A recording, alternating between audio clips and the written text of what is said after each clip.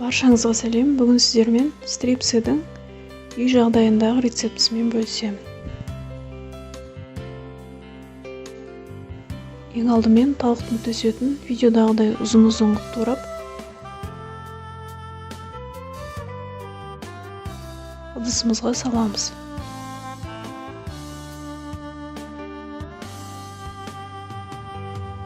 Ас тұзын қосамыз.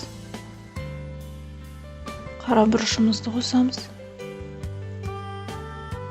Паприкамызды қосамыз. Соя соусын қосамыз.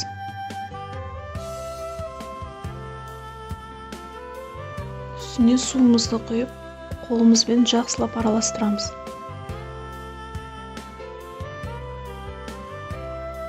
Холодильникке 2-3 сағатқа қойып қоямыз. 3 сағат өткен соң маринадымызды шығарамыз.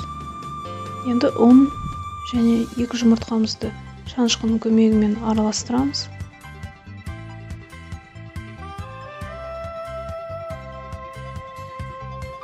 Енді ыдысымызға ащы қанаттарға арналған панировка жасайтын арнайы ұнтағымызды салып қоямыз.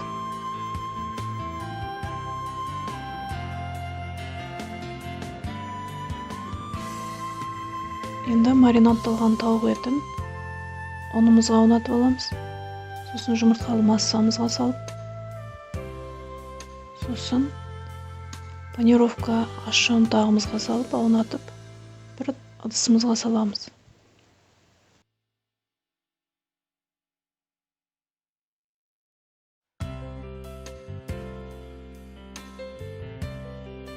Қатты қызып тұрған майымызға салып, қызарғанша пісіріп аламыз.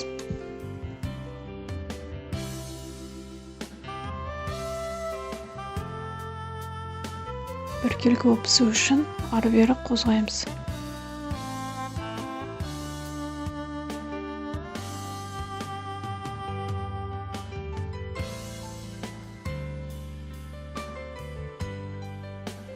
Стрипсиіміз пісті.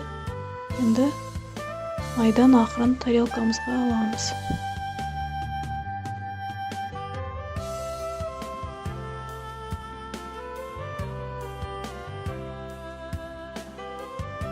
Үй жағдайында оңай жасалатын стрипсиіміз дайын болды.